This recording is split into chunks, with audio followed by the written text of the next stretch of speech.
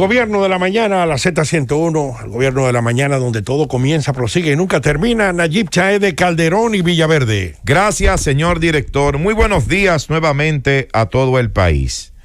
Miren, a raíz de la reunión que sostuvieran esta semana el ministro de Educación, Antonio Peña Mirabal, y el próximo ministro de Educación, el licenciado Roberto Furcal, con relación al inicio del año escolar, de cómo va a iniciar el año escolar 2020-2021 en la República Dominicana a propósito de la pandemia del coronavirus. Bueno, también eso ha creado una inquietud en los padres que tienen a sus hijos en colegios privados aquí en nuestra querida República Dominicana. Porque al hacer el anuncio de que va a ser semipresencial el inicio del año escolar, en los colegios privados, en una gran parte de ellos, la docencia este año va a ser eminentemente virtual y en algunos casos semipresencial. Por lo que los padres han empezado a reclamar de esos colegios privados, de esos centros educativos, de esos negocios de la educación, como nosotros los hemos señalado en este programa durante años, han empezado a reclamar una reducción en la tarifa mensual que ellos cobran. Porque los padres dicen, bueno, las instalaciones del colegio no se van a utilizar. El colegio no tendrá que pagar la misma cantidad que paga de energía eléctrica. No necesitará la misma cantidad de empleados para el mantenimiento de sus instalaciones, entre otras cosas más. Es decir, que los gastos operacionales de los colegios en medio de esta pandemia y por la modalidad que tendrá la docencia durante este año escolar 2020-2021 se van a reducir. Esos gastos operacionales se van a reducir de los colegios. Entonces, por eso los padres, con todo el derecho del mundo, están reclamando de los colegios y del Ministerio de Educación que se produzca una rebaja en la tarifa que ellos pagan mensualmente en cada uno de esos centros educativos privados.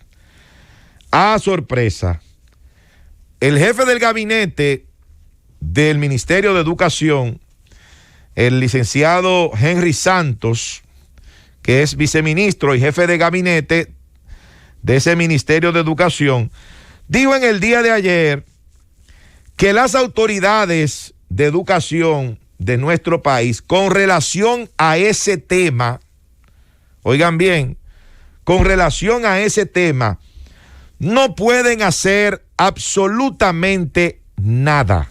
Ellos han insistido, Nayib, lo ha hecho él en varias ocasiones, incluso hasta en este mismo programa, y lo ha hecho el ministro de Educación, argumentando que los colegios privados, que las universidades privadas son empresas y que usted es una voluntad suya si usted establece un vínculo comercial con esas empresas, que entonces ellos no pueden intervenir en eso. No me diga. Pero mire, es lo que han dicho. Yo les voy a decir algo, mire. Y ustedes saben que yo he tratado el tema educativo privado aquí durante muchos años. Y me he referido a los colegios de manera muy directa y al abuso de la reinscripción, que yo considero que es un cobro aberrante, cobrarle a una persona, a una familia, por un hijo que tiene en ese colegio durante años, cada año cobrar por concepto de reinscripción, eso es un abuso. Y lo he manifestado aquí y he propuesto de manera pública que eso sea eliminado. Ojalá que los legisladores electos se sumen a la iniciativa que tiene hace muchos años Amado Díaz, que es diputado del Partido Revolucionario Moderno en Santo Domingo Este, de eliminar la reinscripción y en los colegios y universidades privadas del país. No solamente en los colegios y universidades, porque no hay forma de justificar eso. Pero bueno, ¿qué pasa también con esto? ¿Qué es lo que sucede? Que el Ministerio de Educación no puede hacer nada con relación a las tarifas de los colegios privados. Sencillo, señores. Porque la ley 6697, que es la Ley General de Educación, no le da la facultad al Ministerio de Educación para intervenir en esos asuntos en los centros educativos privados. Por eso nosotros hemos hablado durante mucho tiempo la necesidad de la modificación de esa ley para darle una mayor capacidad regulatoria al Ministerio de Educación de los colegios privados en este país. Porque aquí un colegio privado hace lo que le da la gana.